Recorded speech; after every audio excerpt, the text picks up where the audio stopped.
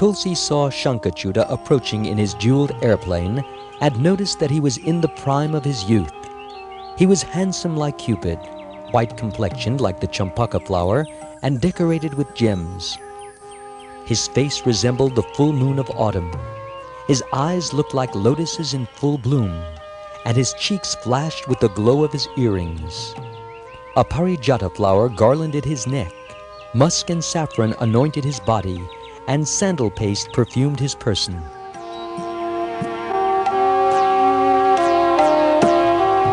As he came closer, Tulsi hid her face in her shawl and smiled at him with sidelong glances. Blushing at the thought of this first meeting, she bowed her head nervously and eagerly drank in with her eyes the lotus of his face. Sankhacuda also gazed at Tulsi, who was seated on a lovely bed strewn with flowers and sandalwood. Her teeth shone like pearls, her lips were like bimba fruit, her nose was graceful, and her complexion golden. She resembled the autumnal moon. Adding to her grace, just below the parting of her hair, was the mark of sandal paste and musk, and just below them a mark of vermilion. She had a low yet deep navel, and below it 3 lovely abdominal folds. Her palms were reddish, her fingernails were glowing, and her feet were radiant and crimson, colored with lac dye. Her glowing toenails surpassed the glow of the autumn moon, giving her an unrivaled beauty.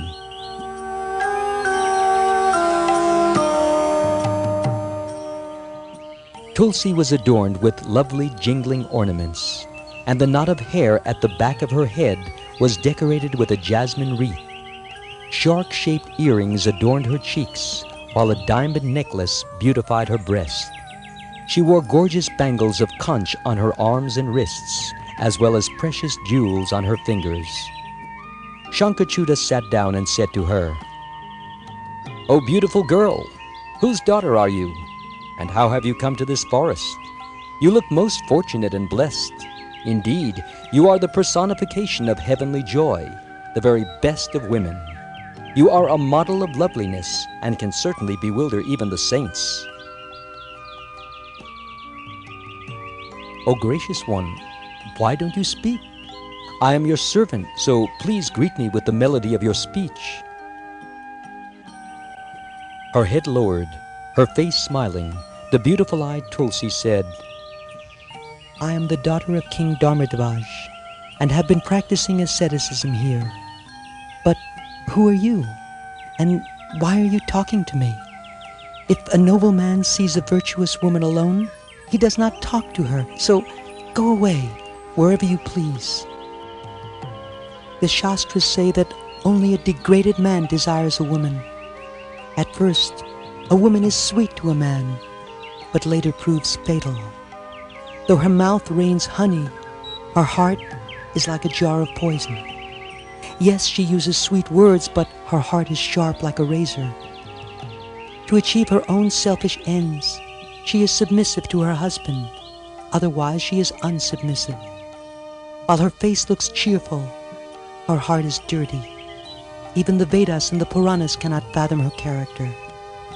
A wise man never trusts a base woman. She has no friend or enemy, for all she wants are new lovers. When a woman sees a well-dressed man, she inwardly desires him, but outwardly she appears chaste and modest. She is naturally passionate, attracts men's minds, and eagerly engages in sex. Though outwardly she hides her lust and appears modest, when she meets her lover in secret, she is ready to swallow him up. When she does not have sex with him, she feels offended, her body burns with anger, and she begins to quarrel. When her passions are fully satisfied, she becomes cheerful. When unsatisfied, morose.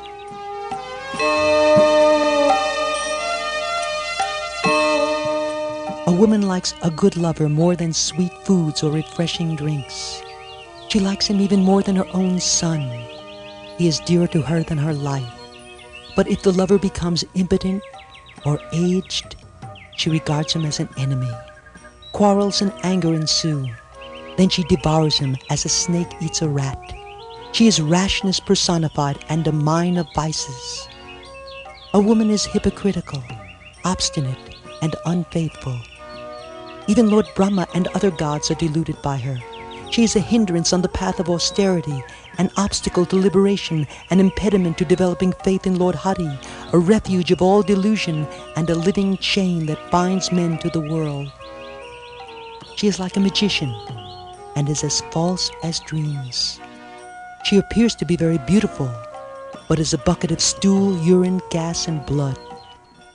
When God created her, He arranged that she should become the spirit of delusion to the deluded and poison to those who desire liberation. Thus, on no account should a woman be desired, and by all means she should be avoided.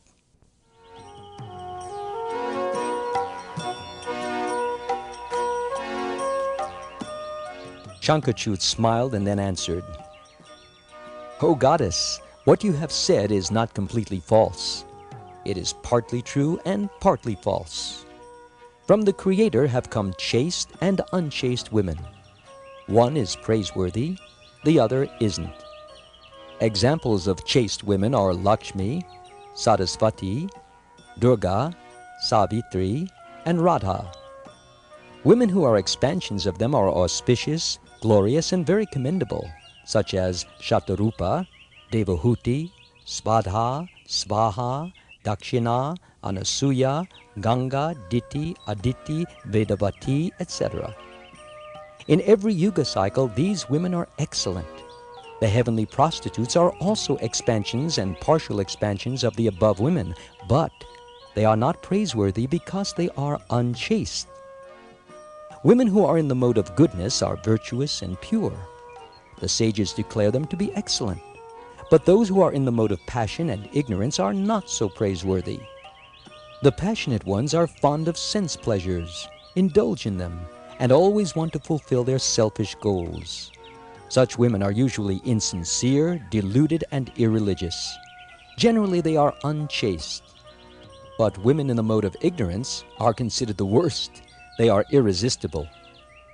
A virtuous man would never court another man's wife in either public or private. But I have come to you by Lord Brahma's command to marry you according to the Gandharva rite. In this, as you know, the bride and bridegroom meet each other of their own accord and consummate their meeting in union. No sacred rituals are necessary. My name is Sankhacuda. When the demigods see me, they flee in fear. In my previous birth, I lived in Goloka and was a cowherd boy named Sudama. I was a close friend of Sri Krishna's, one of his attendants. I was one of the 8 celebrated cowherds. Then Srimati Radharani cursed me to be born in India in a demon family. By Krishna's grace and by his mantra, I am a Jati Smara, that is, I know the history of my previous birth. You too are a Jati Smara.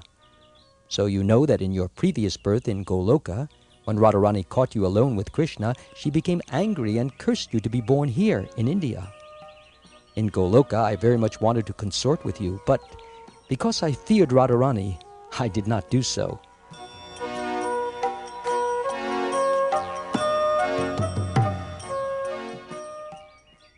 Sankhacuda stopped talking.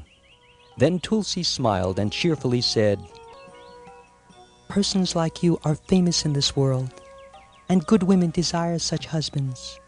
You have defeated me in argument.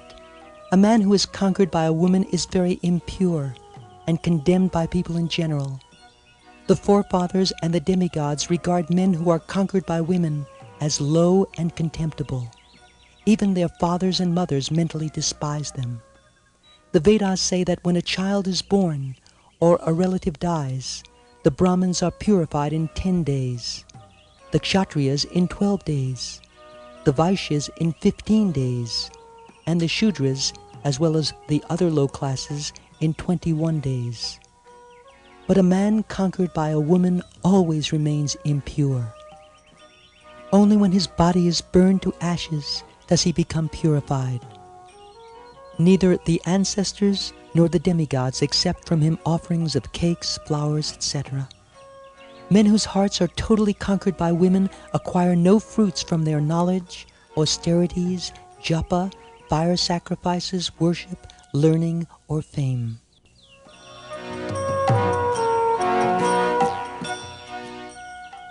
I tested you to determine how strong you are in knowledge. One should choose one's husband by examining a man's merits and defects. If one gives his daughter in marriage to a man devoid of all good qualifications, to an old man, to a man who is ignorant or poor, illiterate, diseased, ugly, wrathful, harsh, lame, limbless, deaf, dumb, inactive, or impotent, this sin is equivalent to the sin of murdering a Brahmin. But if one gives his daughter in marriage to a young Vaishnav who is learned, well qualified, and peaceful, one acquires the fruits of performing 10 horse sacrifices. If one raises a daughter and then sells her out of greed for profit, he falls to the hell known as Kumbhipaka. There, for a period equal to 14 of Lord Indra's lifespans, such a sinner has to drink his daughter's urine and eat her stool, as well as be bitten by worms and crows. When this period ends, he has to be born in this world as a diseased person and earn his livelihood by selling and carrying meat.